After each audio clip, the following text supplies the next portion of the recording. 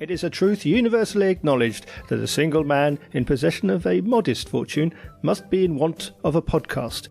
So it is that I, Mark Decano, have this podcast, Comedy in a Nutshell, and take great joy in talking to comedians, then must learn to be content with being happier than I deserve. My guest on this episode is a stunningly clever and honest comedian who's received critical acclaim for both his shows and his podcasts, of which Daily Notes recently hit 500,000 downloads. He's been nominated for multiple awards and received Best Stand-Up at this year's Brighton Fringe, who described him as one of the funniest comedians in the game. Stand-up comedian Nathan Cassidy. Hey, man. Hello, how are you doing? I'm all right. Sorry I'm late. It's all right. Straight away, I want to say you are very versatile. You've got your CV, you've got actor, playwright, as well as comedian, podcaster, and of course, you've got a psychology degree. I mean, where do you see yourself? Comedian. Yeah, I'm interested in all the other things, but comedian is how I see myself. Pure and simple. Yeah. So I do other stuff, but yeah, I guess you can only be a comedian some of the time. You can only be a comedian usually in the evening, and some daytime gigs. But how do you feel your days? Well, obviously I'm writing stand up, but also I'm doing other stuff like podcasts and bits of theatre. And I've been watching some stuff recently and thinking, maybe I want to do more acting. I've got an acting agent and stuff, and she gets me one or two things, but maybe I want to do something proper, like some theatre or something. Actually, I tell you why I've had that thought. I've been seeing my kids' school shows. All right. I saw my son's, he was doing Made in Dagenham at school yesterday. And it was amazing. It was just like, this is what I love about this. My first things were in musical theatre, so I just I miss musical theatre. Why don't I, comedians do musical theatre. So, I'm putting it out there right now. I want to do some musical theatre. Okay, fantastic. How did comedy come to be such an important part of your life? How did it become your focus? I don't know. I mean, psychologically, I think I looked into this in my last show, Bumblebee, about certain things that happened to me as a kid. Yeah. So there's a bigger question why I think you want to be a comedian later on. Like, kind of I talk about it in my podcast, Psychomedy, kind of what makes a pure, true comedian, someone that just wants to do comedy like me. And I think their psychology is different to other people. And they've got things going on in their background where, I mean, for me, I always said on Psychomedy that it was associating being laughed at with being loved. So if people were laughing at me, they were loving me. So that's the deep psychological reason why I'm a comedian. And why I'm a comedian kind of in other ways is that it's the purest form of getting your art out there. So I started in playwriting when I was at university. And there's always other people involved, and that can go well and it can go badly. So stand-up is the purest form of getting your writing out there, connecting with the audience with no interference. And you can literally do it with no interference. You can do it with interference, with agents, with writers, with PR. And I have agents and people like that, but they don't interfere. And so everything that I say is purely me and unfiltered by anyone else, and that is a huge thrill to do, Yeah. But from that psychological perspective, do you see when comedians go into dramatic roles, do you see that as a sort of an idea that you might find where you've been laughed at for long enough and want to be taken seriously and move into a drama? Do you think that's something down the line for you? I think that,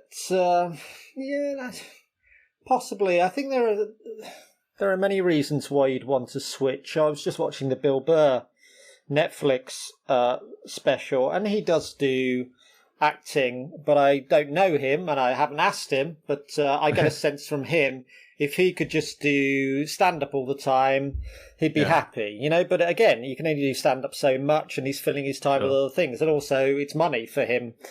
So there's many reasons why you'd want to do other stuff. But no, if I could just do stand-up for my whole career, and carry on making my living from stand-up, I'd be very, very happy. So other things, so mentioning theatre, it would just be kind of like a bit of frivolity in the... I certainly don't want to be taken seriously. There are lots of serious things in my stand-up, so... Yes. Theatre is a mask. It's stand-up is you totally unmasked, and that's the real joy of it. Yeah. You said there there's drama in your comedy, and that's true. And do you think that your on-stage persona reflects your true persona? Is it a character for you that you're engaging with? No, it's not a character at all. It's absolutely me. But as I say to people that know me, it's like, particularly when I'm talking about them, whether it's a partner or a friend, I'm like, be aware that while it's based in truth, I have to make it funny. And like, as I say in Observational, the show you've seen, life isn't hilarious often, so you have to slightly tweak it. So I was talking to a mate of mine and said, because he was talking about my podcast, Daily Notes, and I said, well, I've done like 500 episodes now, so eventually you get round a lot of the stories in your life. And he said, well, have you talked about me? And I said, well, yeah, I have actually told one story about you. And he said, oh, what have you said about me? And I said, well, be aware that it's based in truth. Yeah. But the punchline or the funny bit is not what I feel. It's based in a truth. And he was like, oh, no, tell me what it is.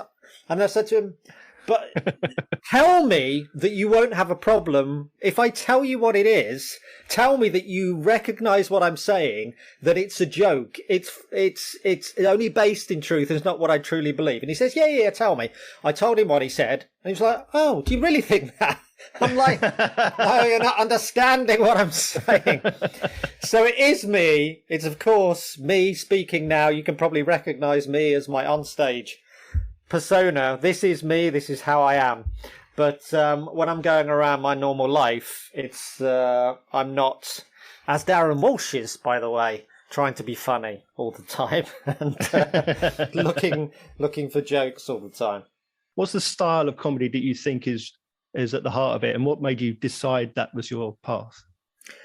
Well, I started with a very different style, and I think people do. And I work with, I've worked with younger comedians or newer comedians over the years, and I kind of say that I tell them the story of how I started in a very different style because they're worried it's not going right.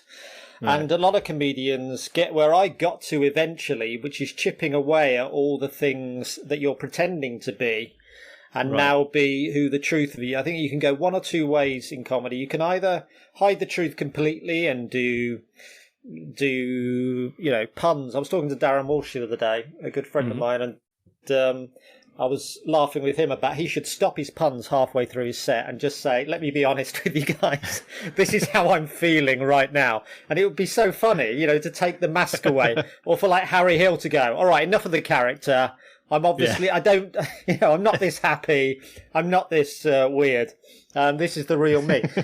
But you can't do that. So you got to do one thing or the other. And a lot of people fall between the stools. So a lot of people I work with, they fall in between the stools of who are you? And as an audience member, you're like, oh, there was a joke. And now there's what's going on? Are you a character? Are you not?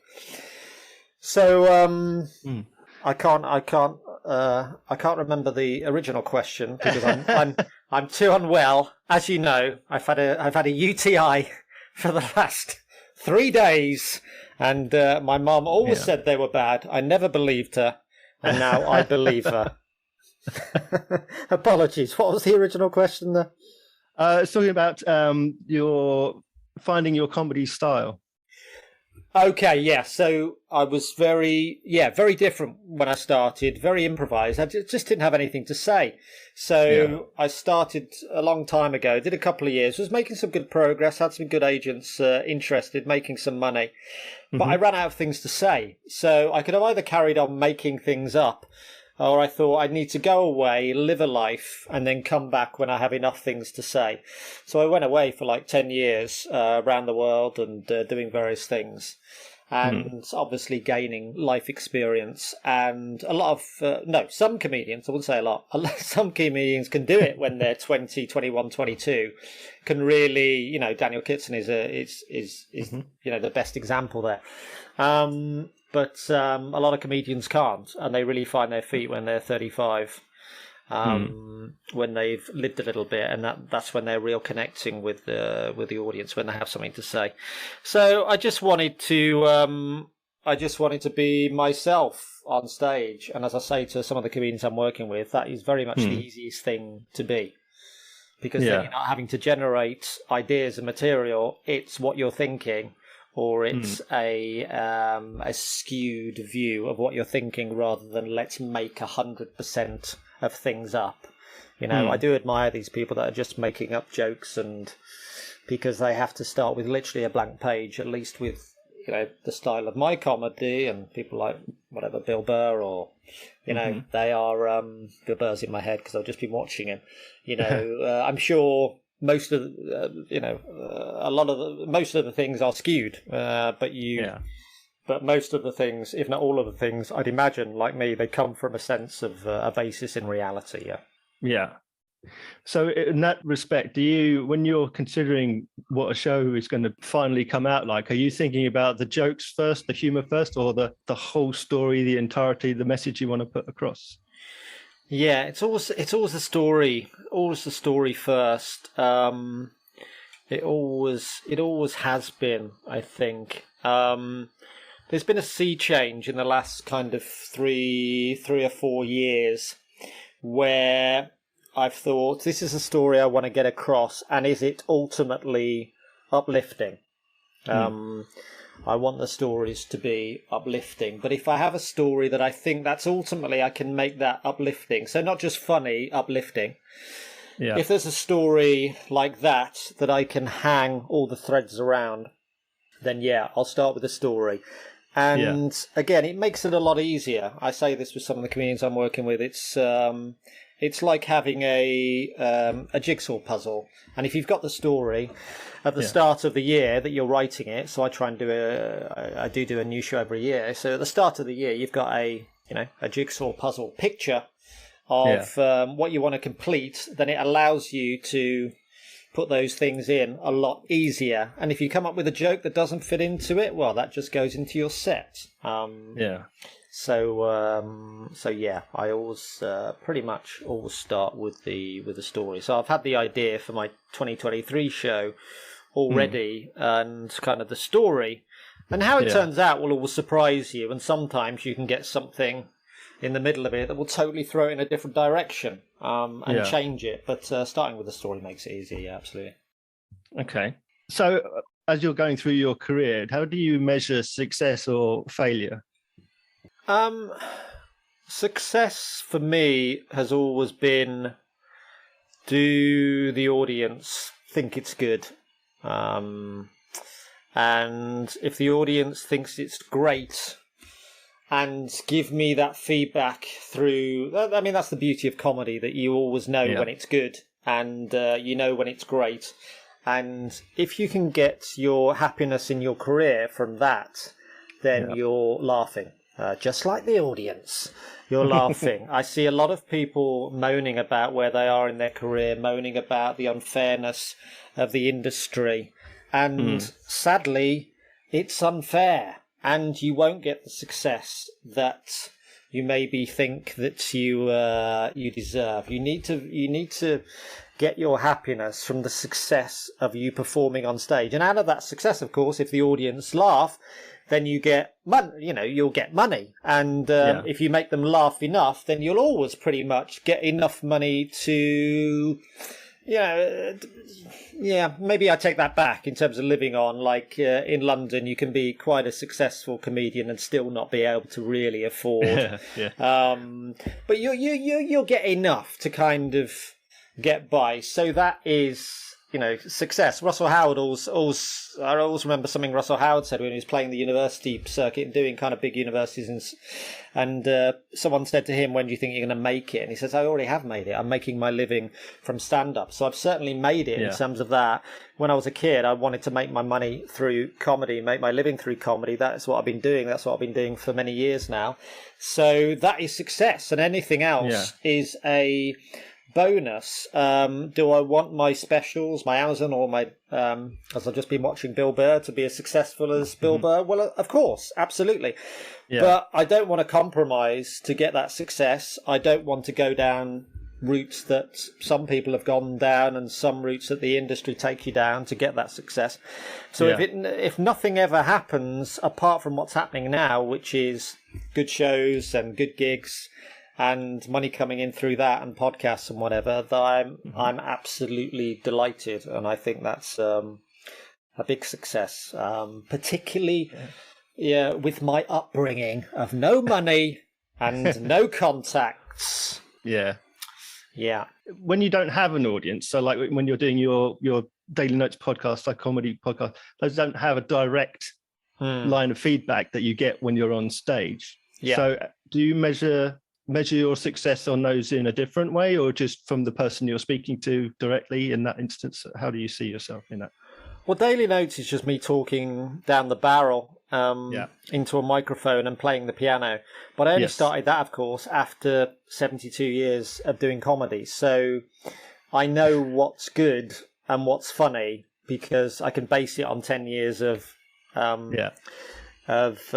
experience. But the success ultimately with podcasts, I mean, I guess you might keep doing it, but I've got 2 kids and I don't have the time, so I wouldn't be able to do it if I didn't make money from it. So ultimately, I think with podcasting, it's making money. So I'm making some half decent money now from the podcast. It's been quite successful all over the world, and it's with Audio Boom now, which is one of the biggest podcast producers, and so I really, really enjoy it, but I probably wouldn't be doing it if it wasn't making me money, because I only have a certain amount of hours in the day, and I have to make a certain amount of money. So if I didn't do that, I'd be putting my time into something else.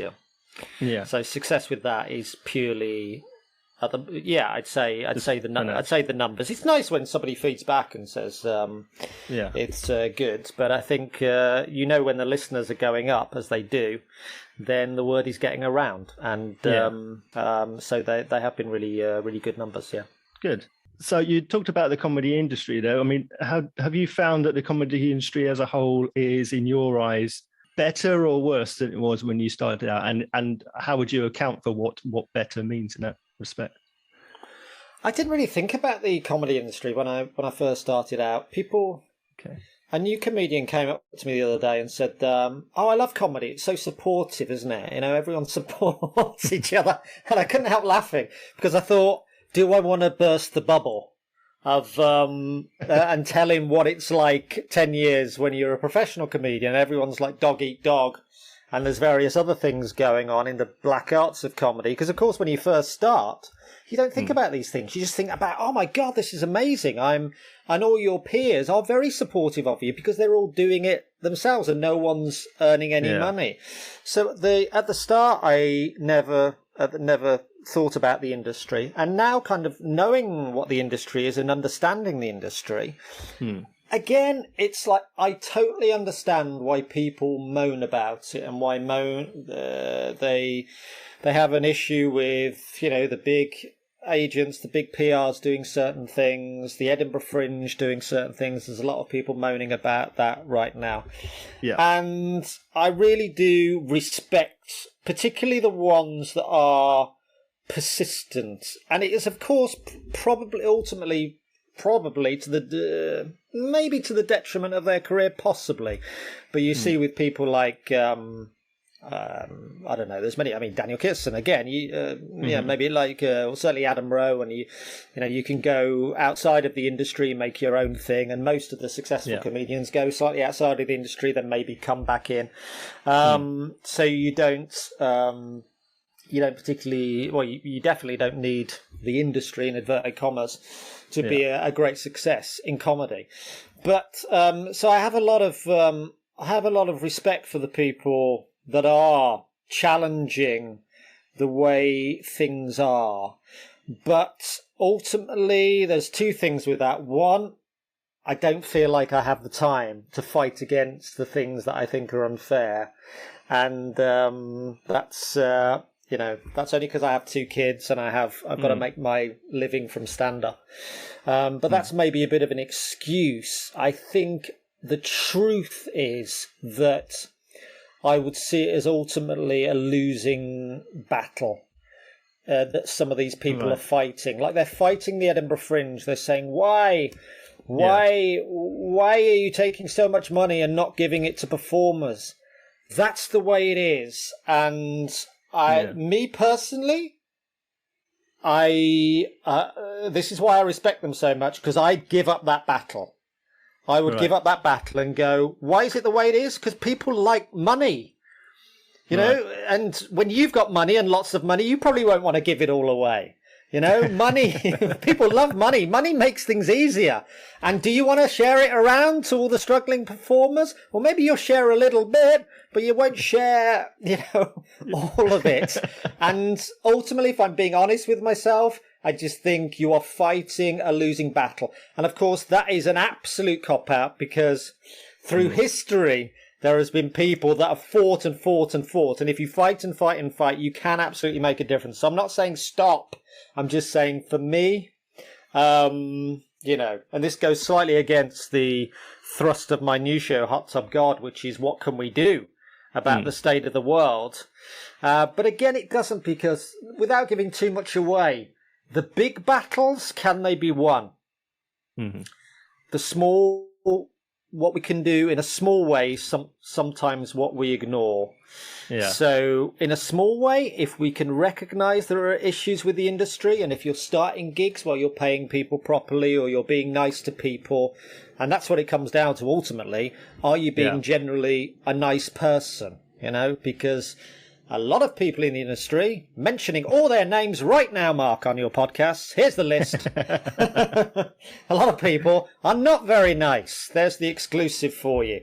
So if you can see that and recognise that, I'm not saying any of the people I've mentioned, like the Edinburgh Fringe or whatever, I'm sure a lot of them are nice people, but just some of them love money. And why not? But if you can recognise the people that you see in the industry are not so nice, not so... just not such a good person, because you can still love money and be a good person and be nice to people around you and be supportive and maybe not give them all the opportunities, but at least not be a CUNT. Fair point. So let me ask you then about Rat Pack Comedy at the Camden Comedy Club. Yeah. I mean, it's a well-known club, but it is a small room. Yeah. Do you see that as an opportunity for, is it about getting ready for bigger shows, or it's just a small new comedians opportunity to take 5 minutes, 10 minutes, as well as doing larger comedians doing their previews? Are you an advocate for small and upcoming new comics on the scene, and for like competitions and gong shows and things like that? Well, there's a few questions there. So, yes. So the Camden Comedy Club, that's 60 people. Of course, there are bigger clubs, but it is a great club on every night of the week. And if you you can get 70 people in there. And a small club, like that, where everyone's on top of you, they can be the best comedy clubs, and that's why all the best comedians want to do that club. You mentioned the Rat Pack. We've had Paul Tonkinson down there recently, who supports McIntyre and plays enormous venues. But comedians and true pure comedians always want to do clubs like the Camden Comedy Club. And Paul Tonkinson came along and was like, "Oh my God, this is a great club." And sometimes you forget when you get a bit bigger, when you're playing these bigger, him, arenas with McIntyre, you just think, "Oh my God, the joy of these type of clubs." So absolutely, there is there are bigger clubs, obviously, but there are a lot smaller clubs as well. And so what makes a club good is not necessarily how big it is. Although financially, it obviously helps when it's a little bit bigger than 50, but I think 70 makes it possible for you to be able to pay everyone okay money. But obviously 100, 150, then you can pay people proper money. And obviously somewhere like the Store is, like the ultimate club, the London Comedy Store, because it's very intimate, but there's a lot of people there. But in terms of supporting new acts and competitions and stuff, well, to link the two things, you won't see many new acts on at the Camden Comedy Club, because even though it's relatively small, kind of 70 people, it's quite a big jump, particularly on a weekend, that a lot of comedians come in the industry and think, we're ready to go, we can do this. And if you throw them in front of 60, 70 people, they actually find they can't. And it's no good for the audience, it's no good for the comedian. They think, oh my God, I'm not very good at comedy. Well, of course you're not very good at comedy. You've only been doing it 2 or 3 years. Again, there's only 1 or 2 exceptions. People that are actually really good in their first couple of years. Take your time, and I know it's hard because if you're not doing any other job, then you're really desperate to progress. But you can only progress. The history has shown us that 5 to 10 years is when you're starting to really get good at comedy, and when you can start playing those weekend gigs. But absolutely, those a supportive open mic circuit that is not charging people to play. A supportive competition scene, as long as people recognise that competitions don't matter at all. They matter if you win, but you're not going to win. It's like the lottery. Right. You're not going to win. And the winners of these competitions will be like, oh, no, you can win. You can't win. It's impossible to win.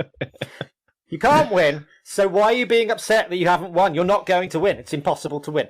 So it's just another gig. I said this to a comedian the other day who was, having a hard time online saying, oh, I didn't get through to the quarterfinal, didn't even get through to the heats. And that must be such a body blow. I'm like, can you imagine the people clicking through these 10-minute sets? Are they really giving them huge consideration? Going, am I balancing? No, they've got 2 kids. They've got a UTI, just like me. Don't sweat it. You know when you're good at comedy because the audiences consistently laugh. That's when you're good. You don't need any competition. You don't need any agent. You don't need anyone else. That's when you're good. So, absolutely, there is some. There are some bad new act nights, and there are some bad competitions that are corrupt and. But people will navigate themselves around that, and so it's it's absolutely fine.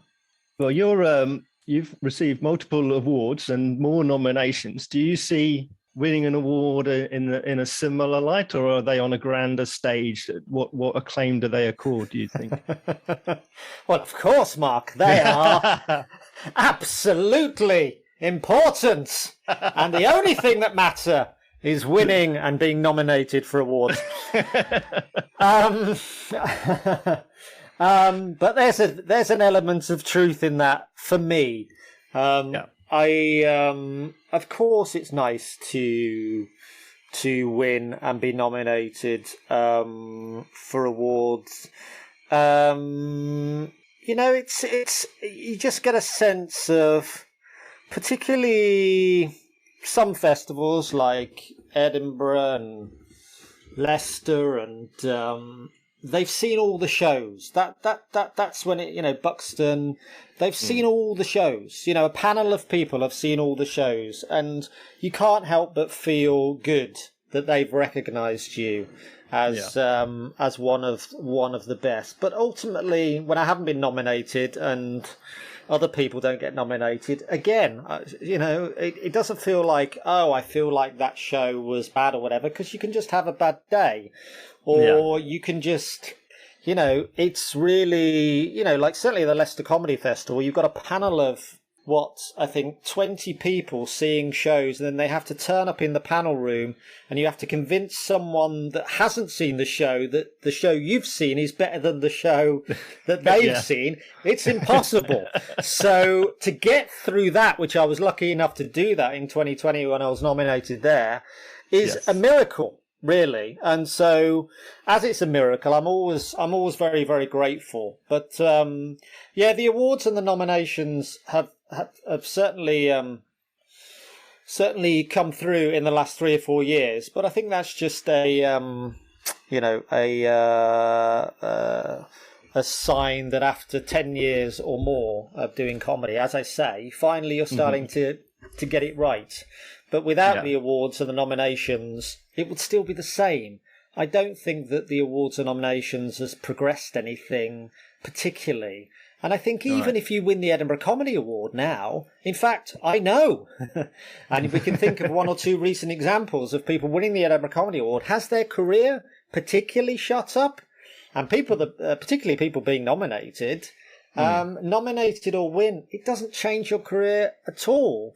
You change your career, hopefully, in the way, you want to change it. Not necessarily based on awards. And obviously it's luck, it's agents, it's opportunities falling in your lap. It's not awards. Yeah. Awards, I think, is a nice... I always take awards as a recognition of the writing, which it always comes back to the writing for me. And the... But truly, like what you said to me after watching Observational, that absolutely means as much to me as an award because, again, you've seen a lot of comedy.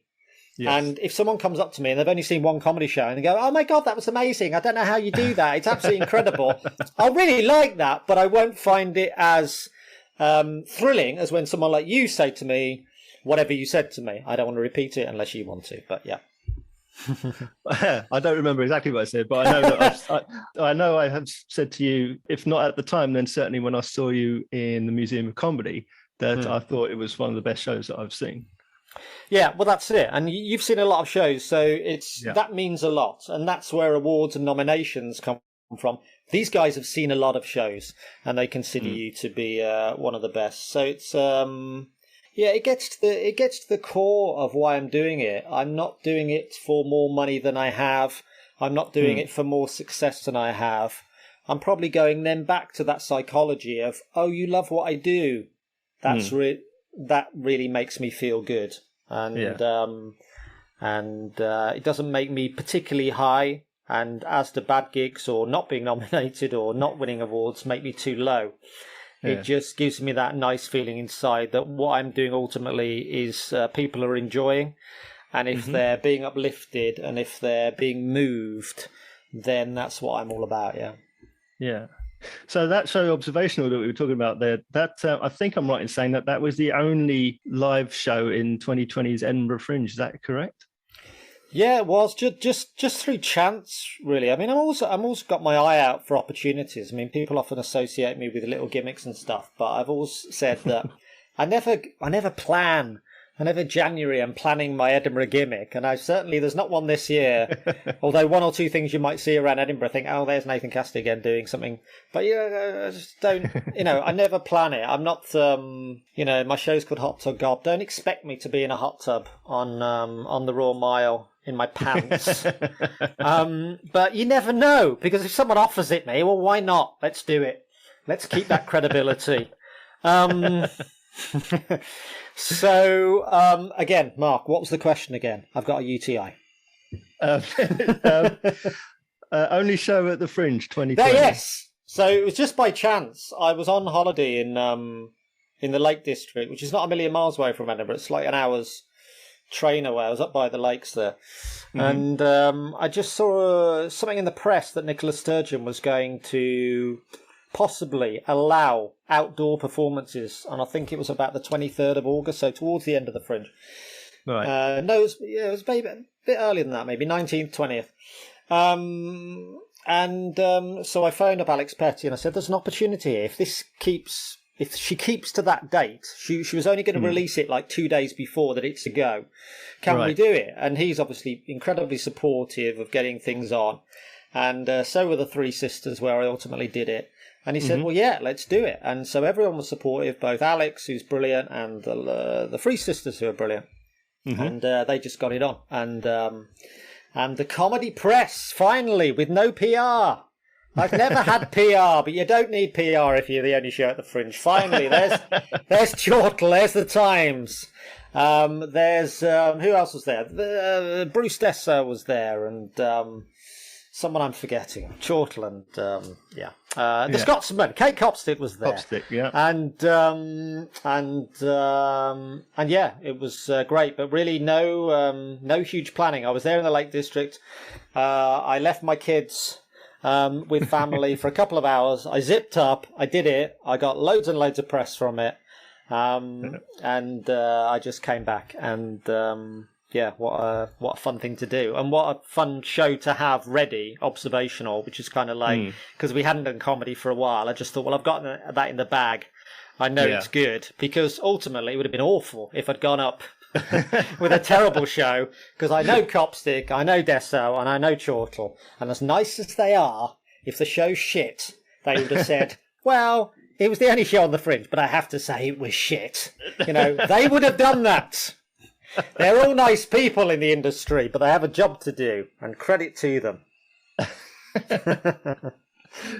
Excellent. So you followed that up with Bumblebee, which, as you mentioned, is now available on Amazon Prime. And then your new show that you've mentioned as well, Hot Tub God. You're taking Observation and Hot Tub God up to this year's festival. You're doing 2 shows, and then Brighton you did all 3. Yes, do you find yourself in? It's a lot. Do you find yourself when you're doing 3 shows so readily and so immediately upon one another? Do you find it? Is it overwhelming, or are they so ingrained as single individual units in you that you just do them without much attention? Yeah, I did before Amazon stuck it up there. I did contemplate earlier in the year doing all 3 shows, and thank God Amazon put it up there, and thought, well, I don't want to do that show, because I did them in Brighton. I always think I can do 3 shows a day in Edinburgh, because you think, well, I can do a compilation show, and I can do a main show, and I can do a couple of, then I can do someone else's hour show. But actually doing 3 of your own shows in Brighton, sometimes I would be walking onto the stage, I'd turn to the audience, what show is this? And it would be in my head, and it's only when, and sometimes even in the first sentence, I'm like, have I started this for the right show? So I'm so glad it's only 2 shows. But yeah, I think only doing 1 show a day, I think would be too little for me. Right. 2 shows, maybe. Yeah, I mean, 2 shows is the maximum. 2-hour shows. You can do little compilation shows. But Edinburgh, I've started to get the Edinburgh kind of. I never get stressed out by comedy, but I've started to have the little Edinburgh dreams and stuff. I'm like, what is it? I gig every day. I do shows in all these different festivals.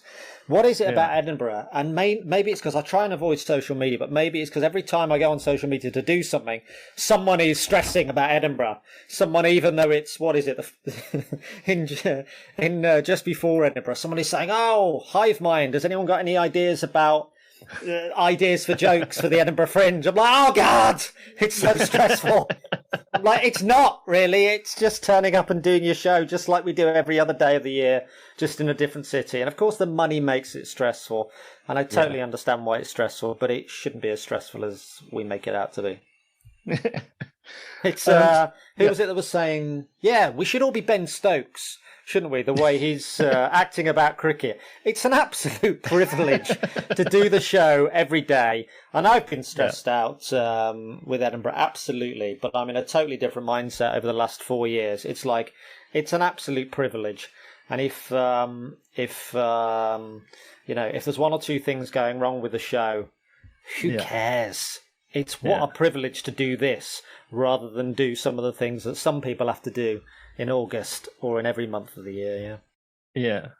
And with Hot Tub God, you also have what is an accompanying book. Would that be fair to say? The Believing in God, you've written the novel. Would you say that was an accompaniment? It is a kind of accompaniment. But I've also written a book called Resurrection by Boris Johnson, which I guess is an accompaniment in a way as well, because I do talk about the state of the world in Hot Tub God. So they're both accompaniments. And because Hot Tub God is slightly thicker, I've actually taken around more of Resurrection. I'm trying to flog Resurrection at the end of, and also I think Hot Tub God. It's a novel. It's one of, I don't know. It gets a bit strange.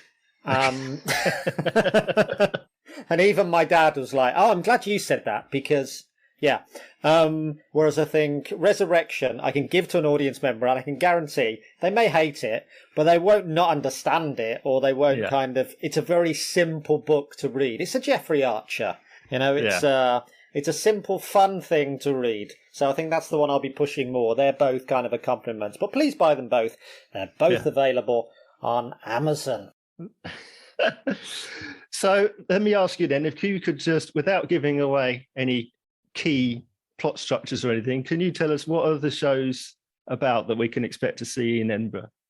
Yeah, so Observational. It's about me doing my back in and being in agony and going to see a personal trainer. And this personal trainer really changing my life, my whole life, my whole way of looking at the world. So that's what that one is about. Mm-hmm. And the thing with Observational, I love doing it. I never thought I'd do a show again. I've never done it for a full run in Edinburgh. So I did it in 2019 for a mini run, 2020 for one show. Mm-hmm. But I'm bringing it back this year for the first time for a full run. And I absolutely love doing the show. And you know why I love doing it. And it's it's chance. It's you make your own luck by working for 10 years on comedy, but then an idea comes to you and you go, "Oh, that's good," and then you realise, you're allowed to say this after 10 years, because you've done some shows that aren't so good. This one is great, and So that's that one. Yeah. Hot Tub God is my best friend was getting married, but it was his third wedding. Mm-hmm. And he asked me to do a best man speech. And I thought, what can I say in this best man speech that is uplifting, but in any way truthful? So then I'm talking about what's going on in my life, generally in my comedy shows, and what's going on in the world. And I thought, oh my God, the world is so horrible right now. Again, what can I say about the state of the world that is truthful, but in any way uplifting? So these two strands come together where a couple of weeks before the wedding, I go away on a little holiday to a hut in the middle of a field to write this speech. And I really want to find something that is uplifting and truthful. Yeah. And there's a hot tub outside this hut in the middle of the field, and something happens in that hot tub, Mark, that is honestly 100% true. Again, all my shows are with tweaks. Something happens that is a bit of a miracle, and without giving too much away, it involves a prominent member of Parliament. And I don't think I've said that, the Member of Parliament thing, before in a lot of, because I thought I'd keep that back. But actually, I should have said that. That would have got me more press, maybe. But, because I can't give the game away, I just have to, I'll keep it to that. But, again, it's talking about the state of the world. It's trying to, this is the bar I set myself with this. I thought, how can I look at other people doing shows about various things, and I'm like, maybe I should have done that. But when I was planning my show, I was thinking, how can I talk about anything but the world is fucked? So I have to talk about that. But again, I want to make it uplifting. That's why we go to see comedy, isn't it? Yeah, exactly. 100%. I love that. And where and when can we see the shows?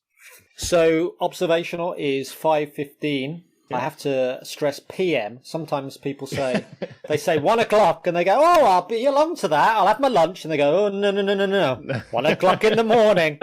5:15 a.m. In the pleasant Glasgow. No, it's 5:15 p.m. Yeah. 17:15 at the Three Sisters. And the other show, Hot Tub God, is 12:30 p.m. That is midday 30. Yep. And that is at City Cafe, in a room that resembles a hot tub. That's the only clue I'm giving to the immersive experience that you're going to get. Fantastic. Well, I'm looking forward to seeing you there. Can you tell me then, how would it be that you could summarize comedy and what it means to you in a nutshell? Oh, wow. There's no pre-warnings on these questions. God, you're challenging us. Comedy is, as I said at the top, really the purest way of seeing someone, seeing what is inside them and getting it across to you, and it going inside to you and getting a reaction. It's absolute pure. It's like talking to a friend that you love. And if you love a comedian, that's where the joy comes. It's like he's talking to me, bang, there's that instant pure reaction. And I love it. And I love watching those type of comics, people like Bill Burr, just like bang, straight to the heart. There it is. Other art forms, I love loads of other art forms, theatre, and they can move you in totally different ways than stand-up comedy. But it's about that purity of nothing is changing. There's no music, there's no dancing girls, there's no, it's not written down, it's pure. It's hitting you and the reaction, and it's that's why I love it so much. Well, thank you very much for being on the show. It's been a fantastic chat with you today, and I really appreciate it. Thank you, and thank you again for your kind words after the show that you saw. It really, really does mean a lot, and that's why I'm begging everyone that sees the show, even if they've hated it, to say the kind of things that you did, because that's what keeps us going as comics. Fantastic. Thanks very much, man. Cheers.